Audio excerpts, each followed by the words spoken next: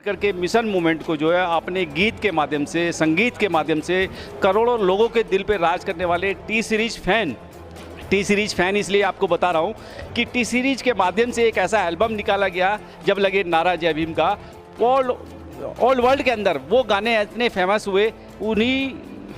व्यक्ति से, उसी गायक से मैं कहता हूं कि अपने छोटे भाई अहमद बोस से आज जो है अपने चैनल के माध्यम से मिलाने जा रहा हूं। मौका है शांति स्वरूप बोस जी के जन्मदिन का। सबसे पहले आपका हमारे चैनल पर हार्दिक स्वागत। Thank you so much sir, जय भीम आपको सबसे पहले।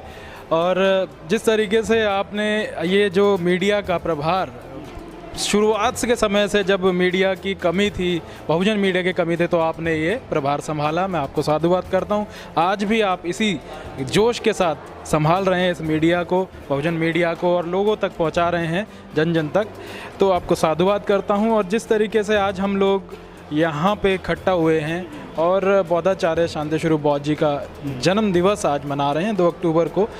तो हमें प्रेरणा जो मिली है बचपन से ही, हम जब छोटी उम्र में थे बचपन से ही हमारे जो गाने थे, हम पहले गाने जो छोटे छोटे, पहले तो गाना नहीं आता था, लेकिन कविताओं के माध्यम से, चित्रकारी के माध्यम से बौद्धाचार्य जी के सानिध्य में यहाँ पे कंपटीशन हुआ करते थे। वो कंपटीशन रखते थे बच्चों को, ताकि बहुजन जो कला है, जो बहुजन समाज से जो महापुरुष है, बाबा साहब, बुद्ध और जितने महापुरुष हैं, उनसे जुड़ सके हमारी युवा पीढ़ी। तो उन्होंने एक बीड़ा उठाया था कि युवा पीढ़ी को बहुजन समाज से जोड़ने का। अच्छा, सबसे पहली बात तो मैं ये जानना चाहूँगा अहमद जी, देखा जाए तो कहीं ना कहीं शरीर का जब कोई अंग भंग हो जाता है तो दर्द भी महसूस होता है, उसकी पीड़ा भी महसूस होती है, लेकिन जब परिवार का अपना हितैषी, अपना अजीज, अपना परिवार का एक ऐसा सदस्य जो आपके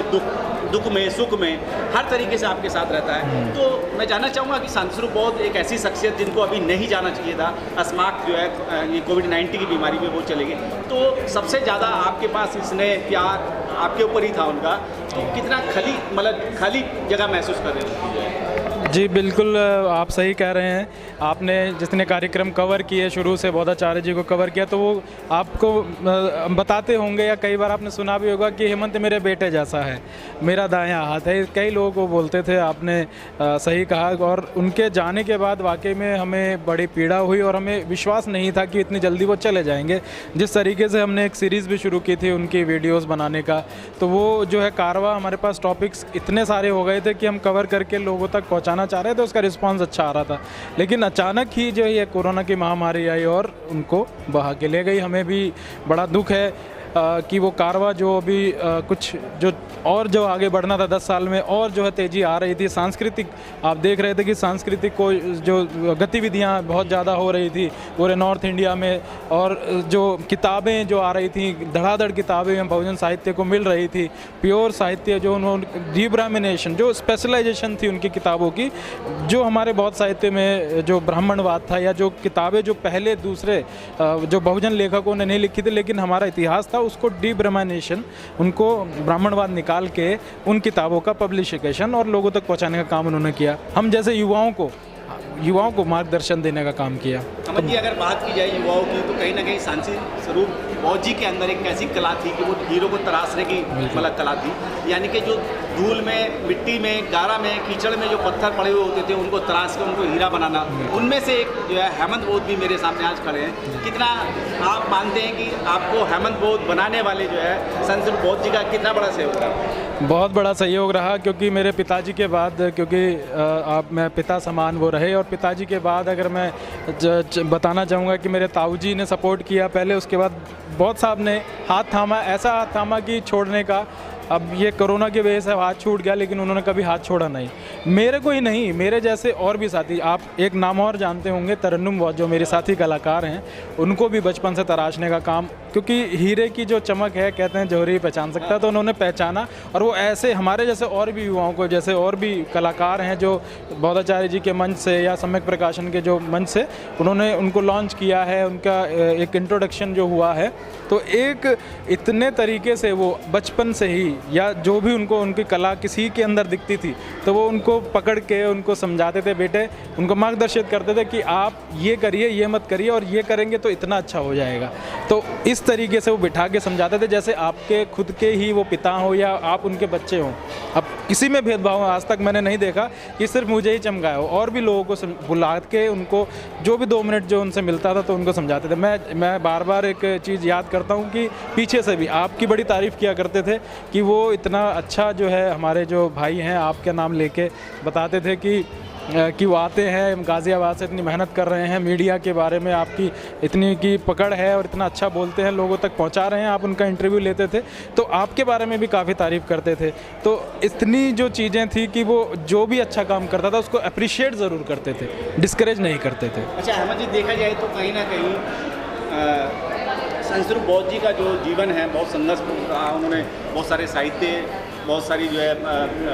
इतनी सारी किताबें उन्होंने निकाली हैं कि आज जो है एक बहुत बड़ा संग्रह है उनका। और समाज के पता नहीं करोड़ों लोगों का तो उन्होंने इतना मार्गदर्शन किया है आज की तारीख में अम्बेडकर और बुद्धिज्म के मामले में कि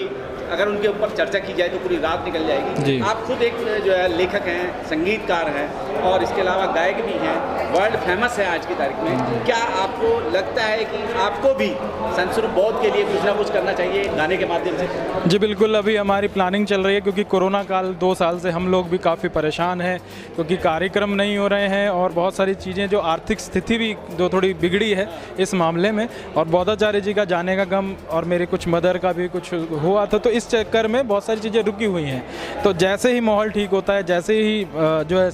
पटरी सारी लाइन पे जीवन पहले आएगा, तो एक गाना है बहुत ही अच्छा जो डॉक्टर अनिल सूर्या ने लिखा है, उस गाने को हम बहुत ही अच्छा लेवल का म्यूज़िक बना के उनको समर्पित करेंगे। और जो भी उन्होंने सांस्कृतिक वैल्यूज़ हमें दी हैं, सांस्कृतिक जो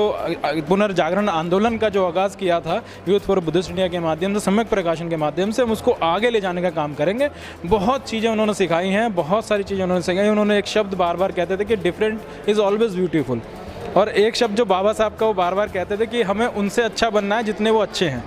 तो हमें जो है बेस्ट बनना है, हमें अलग कुछ करना है, हमें ओरिजिनल करना है, ताकि हम अपने क्वालिटी को, अपनी प्रतिभा को लोहा मनवा सकें बहुजन समाज के बाहर के लोग भी जो हमारे जो प्रतिभाओं का लोहा माने। तो इसको तराशने में उनका बहुत बड़ा हाथ रहा। उनकी जो साहित्य है वो मुझे क्या, जितने भी लोग आते थे मुझे भी बार बार किताब दिया करते थे कि ये किताब पढ़ो, ये किताब पढ़ो, ये पढ़ो। और वो खुद इतने ज्ञानी थे, अगर हम कहीं फंस जाते थे तो वो पूरा किताब और कॉपी लेके बैठते थे, पेज लेके, और हमें समझाते थे कि बेटे ऐसा नहीं है, ऐसे है, ये इतिहास ऐसे है। और बहुत सारी वीडियोस आप देख रहे हैं कि आपने भी बहुत सारी वीडियोस बनाई हैं और कुछ वीडियोस हमारे चैनल से भी हैं, तो वो आज लोगों को मार्गदर्शित करने का काम कर रही हैं। अगर देश के युवाओं को, मैं कहता हूँ कि इसमें SC ST OBC माइनॉरिटी, चाहे किसी भी तरह का युवा है, अगर कहीं ना कहीं बहुजन समाज से प्रेरणादायक है या संत स्वरूप बौद्ध जी के साहित्य से जुड़ा हुआ है, तो अपने शब्दों में आज जो है उनके जन्मदिन पे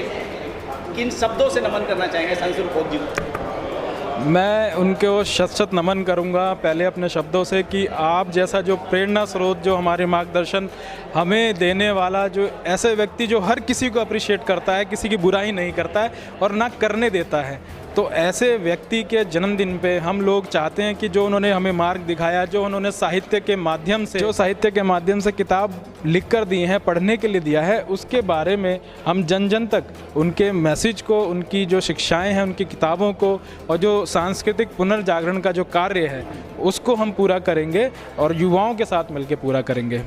चलिए, बहुत बहुत धन्यवाद आपका अहमद जी। Thank you. जय भीम।